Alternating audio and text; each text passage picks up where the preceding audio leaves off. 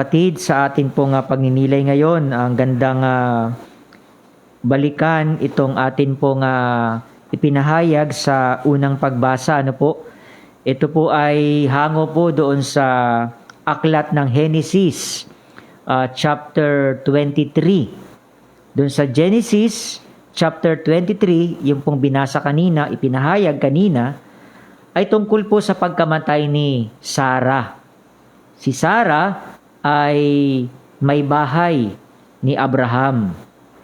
Nang mamatay po si Sarah, ilang taon na ba siya? Sabi kanina, 127 years old. Matanda na rin, ano po?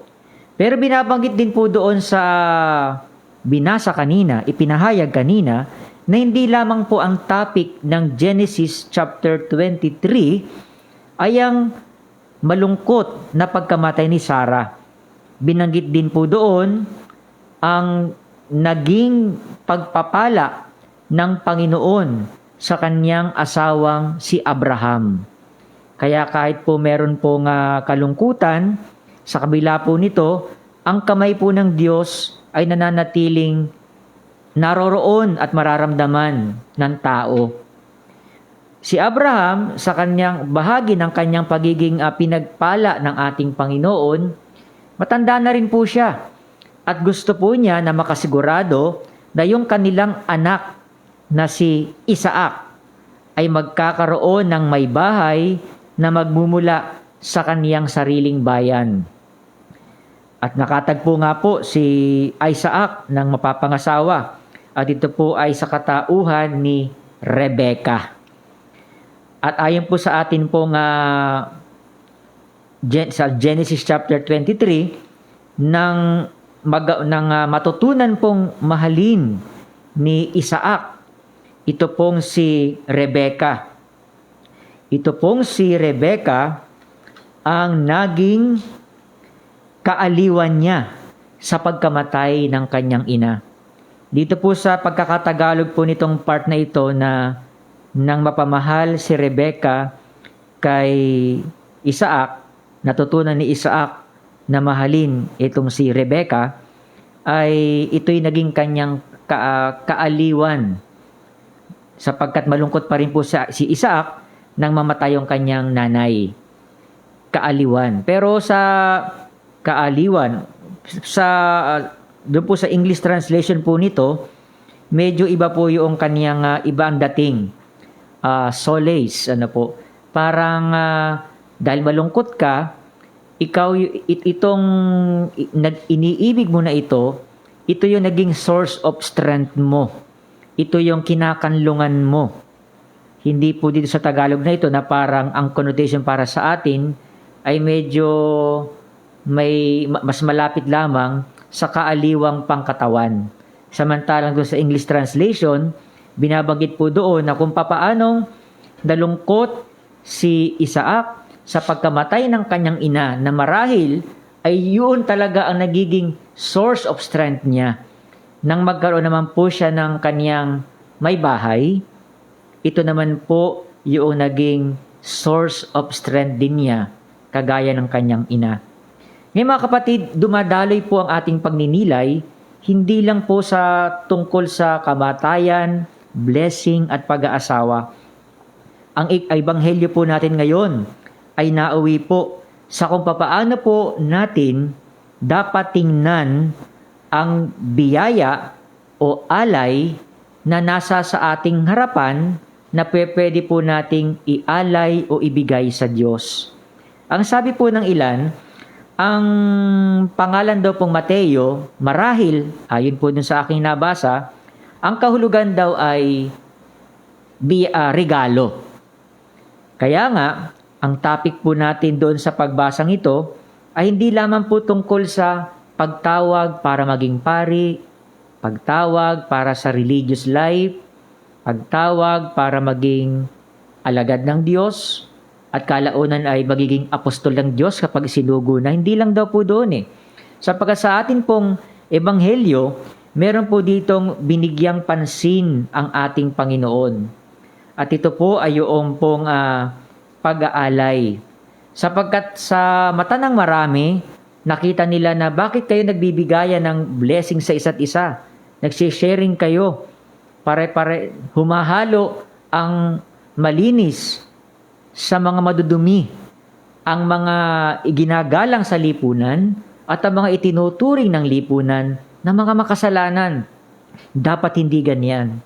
Kaya sa ganoong punto, ang Panginoon po ay nagbigay sa kanila ng paliwanag hinggil po sa ano ba yung nais ng ating Panginoon, na ang Kanya pong tatawagin ay yung mga itinuturing na mga masasama.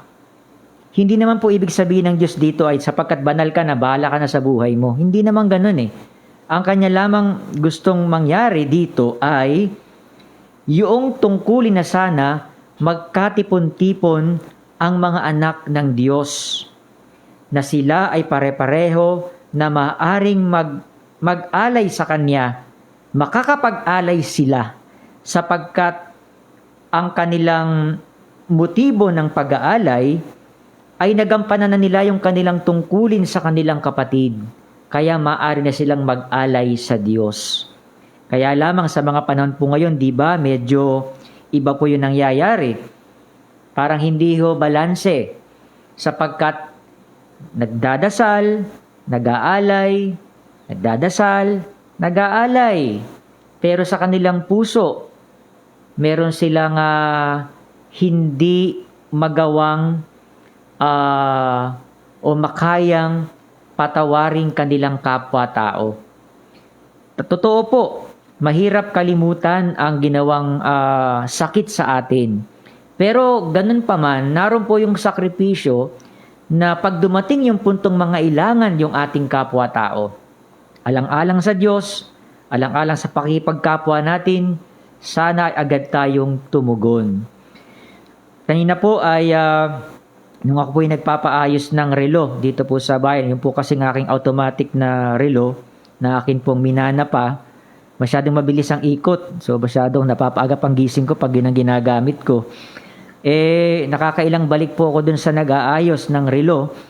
Pero yung po pala, nagtataka na po siya sa akin pong sa aking pagkatao. May mga nagmamano bigla nang bumabati. Kaya biglang nagtaka yung mama. Sabi niya, sabagay, matanda pa naman ako sa kanya. Marahil, nakikinig po siya ngayon. Sir, parang si Father Sir, Sir, pari ba kayo? Nung may nagmamano sa inyo, tapos ganyan, pari ba kayo? Sabi kayo, oo. Hanggang sa doon na nagsimula po yung aming conversation, hanggang sa ang kanyang tinanong sa akin ay ganito, naniniwala ba kayo sa COVID? Naniniwala COVID, maraming namamatay. Actually, sabi ko, nakapagmisan na ako sa mga nagkaroon ng COVID at cremated na. Kaya totoo yan, dapat tayong mag-ingat dyan, kaya naka-face mask tayo. At agad niya sinabi ang ganito, sa bagay, Father, yun nga pong asawa ko, ay naging probable na rin po na COVID. Mabilis yung kwentuhan mabilis lang itong kwento pero saka bilang paglalagom, wala na pong natira sa mga mahal sa buhay ng taong ito. Sapagkat last year po pala ay namatay yung kanyang asawa, namatayan din sila ng anak, pati yung dinadala ng kanyang asawa ay namatay din, kaya siya po ay swerte pa po ni Abraham kasi meron pa siyang Isaac nang mamatay yung pangalan nga ng asawa niya? Si Sarah. Tinetesting ko lang kayo kung nakikinig kayo. Si Sarah. So, yan. Kaya, isang magandang pagninilay po na doon sa puntong yun ay hindi naman po kasi lamang natin tinitingnan dito yung naiabot nating pera kapag tayo naseservisyohan ng ating kapwa-tao Minsan mahalaga din po na dumarating sa punto na nagkakakilala kayo at yung exchange of stories, ang pakikinig, ay nagkakaroon po dito ng pagkakataon para ang Diyos ay gumalaw o kumilos sa isang tao at kanyang makita na meron talagang tao na maaring makinig sa kanya. Marahil yun po ang punto ng ating Panginoon na dun sa pagkakaroon ng pagtitipon kung saan ay malayang kakain ang lahat at makapag-share ng kanilang buhay. Kaya't para sa Kanya, bakit naglalagay tayo ng demarcation line, ng linya, ng makapag-separate sa atin sa mga nag-aral, sa mga tinuturing na kagalang-galang, at mga tinuturing sa lipunan na mga madudumi at baka makasasalanan. Marami pong ganyan. Kaya tingnan po natin lahat ng ito sa diwa ng lahat ay biyaya ng Diyos. Lahat ay dapat nating tanggapin kung ito ay bahagi ng ating pagkatao. May kamatayan, may buhay, may panibagong ibibigay ang Diyos.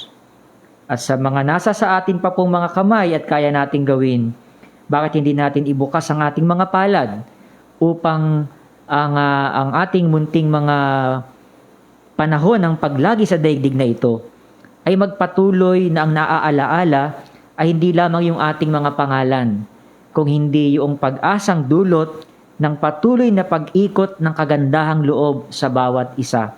Means maraming pagkakataon po walang cure sa sakit at prevention sa kamatayan. Pero maraming pagkakataon din natin pinapansin at pinalilipas natin yung mga pagkakataon na maaring ikaw o ako ay tanggapin mo at tanggapin kita sa pamamagitan ng diwa ng pakikinig at pagkakaibigan. At sana ito po yung atin din pong laging dinadala kapag tayo nagsisimba.